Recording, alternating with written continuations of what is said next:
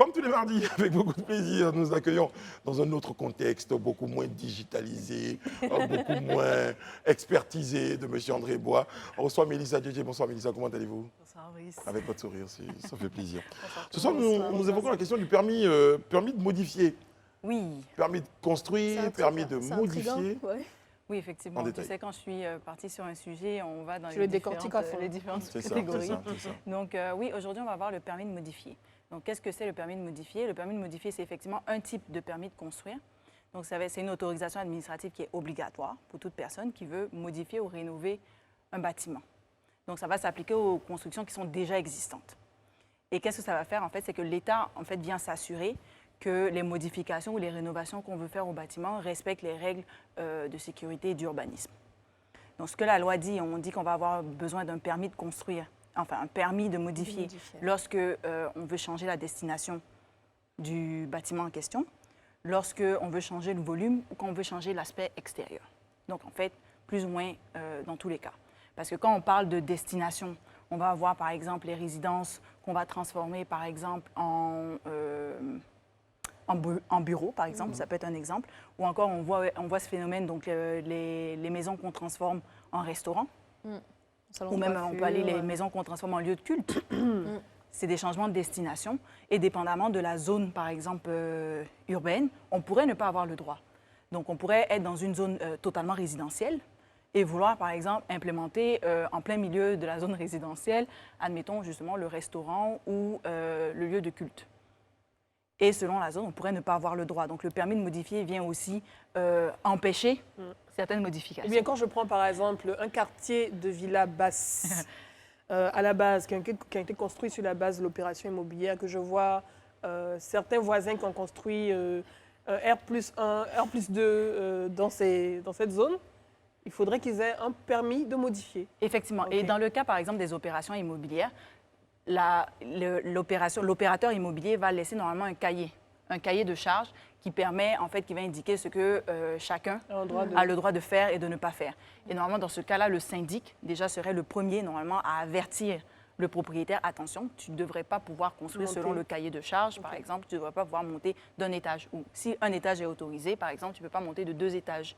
Et pourquoi c'est important? C'est que quelquefois, on ne se rend pas compte, mais il peut y avoir ce qu'on appelle, par exemple, en droit, une servitude. Donc, c'est quelque chose, on se donne l'obligation de ne pas faire quelque chose en faveur d'un autre terrain. Donc, ça peut être, par exemple, il y a un droit de passage sur notre terrain. Donc, on ne pourrait pas construire pour bloquer ou étendre pour bloquer. Donc, on n'est quelquefois pas au courant de toutes les règles. Et c'est pour ça qu'on demande quelquefois qu'il faut avoir un permis de modifier, parce que non seulement c'est pour s'assurer de la sécurité, mais c'est également pour s'assurer qu'on respecte les règles d'urbanisation. En gros, on ne fait pas ce qu'on veut au moment où on le veut. Mais moi, j'allais demander justement qui doit s'assurer de demander ce permis de modifier. On peut prendre le cas, par exemple, des locataires et des propriétaires. Moi, je suis locataire, j'ai envie d'étendre, par exemple, j'ai envie de construire un mur. Allez, construire un mur. Et puis, dans mon jardin, par exemple, j'ai demandé à mon propriétaire, il m'a dit « oui, tu peux ». Alors, il faudrait Est-ce que c'est moi qui demande le permis de modifier ou est-ce que c'est la responsabilité de mon propriétaire? Alors, le maître d'ouvrage va être responsable des travaux. Donc, je te dirais que normalement, c'est toi qui vas devoir demander ou tu demandes à ton propriétaire de demander, mais il faut que vous obteniez une autorisation de modifier pour pouvoir modifier. Parce que, comme je dis, quelquefois, tu pourrais ne même pas avoir le droit parce qu'il y a une règle d'urbanisation qui t'interdit où tu dois garder une zone verte, par exemple. Donc, tu pourrais ne même pas avoir le droit d'étendre où tu veux étendre ou, admettons, tu viens changer quelquefois ou si tu enlèves un mur, par exemple, tu viens changer le volume. Donc, si tu es dans un appartement, si tu es dans un immeuble, ça peut mettre en danger. Ouais. Donc, en fait, c'est la structure de l'immeuble. La structure de l'immeuble. Donc, il faut demander. Normalement, ça prend 21 jours selon le délai, selon la loi. Ils ont travaillé, ils sont à 30 jours. Donc, ça prend juste 21 jours pour s'assurer qu'on est dans les règles. Parce que si on n'est pas dans les règles, il y a des sanctions.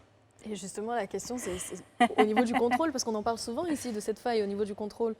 Il y a des équipes qui sont débauchées, qui sont mises sur place, qui sont chargées de contrôler. Ils sont chargés de contrôler, de s'assurer que les travaux qui sont effectués avec un permis de construire ou un permis de modifier. Mais je veux dire, encore une fois, on va interpeller les uns les autres sur le sens de la responsabilité. Parce que je veux dire, l'équipe de contrôle ne va pas passer dans chaque chambre pour savoir si quelqu'un est dans les murs. Donc, à la limite, Effectivement, c'est votre niveau de civisme et de responsabilité qui fait aujourd'hui qu'on fait de la sensibilisation. Et surtout si il n'y a pas de risque, je veux dire un accident qui survient, une fuite qui survient au niveau de votre immeuble parce que vous avez fait des travaux, donc il y a des infiltrations. Là, s'il n'y a pas de problème, ok, vous êtes tranquille, mais le jour où il y a un problème, vous êtes dans... non, pas comment. Donc on fait de la sensibilisation, on invite les uns et les autres. Et c'est important ce que vous faites ce soir, c'est de la pédagogie, c'est de dire aux uns aux autres, lorsque vous souhaitez modifier quelque chose au niveau de votre maison, de la maison que vous habitez, il faut en référer au propriétaire qui, lui, certainement, aura l'occasion de vous donner l'autorisation, de vous dire dans quel cadre ça se fait. Mais en plus, ça va au ça va propriétaire, jusqu'à... je pense. C'est la personne. Mais il faut déjà informer quelqu'un. Déjà, Oui, si vous êtes Et dans locataire, le cas, c'est le propriétaire. il faut déjà informer le propriétaire, effectivement. Mais C'est sa maison? il faut obtenir le permis. Il faut obtenir le permis de modifier parce qu'il peut y avoir des sanctions. Et les sanctions peuvent être graves. Hein. Tu peux avoir la démolition, on peut aller en prison. Donc, ça peut aller de 1 mois à 6 mois de prison ou même voire à 12 mois si c'est, par exemple, vous recevez du public. Donc, par exemple, dans les cas de restauration, etc. Donc, ce n'est pas juste en plus d'amende. Donc, ça peut être très lourd de conséquences. Donc, ça prend juste, on a juste 21 jours à attendre. La question que j'allais poser, est-ce qu'il y a une différence de procédure entre le construire et le modifier? Ou bien c'est le même canal? Alors, il faudrait vous rapprocher du guichet du permis de construire. À mon avis, c'est plus ou moins les mêmes règles. Et c'est eux qui délivrent en fait le permis de modifier? Oui. D'accord. Ok. Ok. C'était important qu'on ait cette information. Merci, Mélissa. Merci, Brice. On vous retrouve mardi prochain. Peut-être pour le permis de conduire.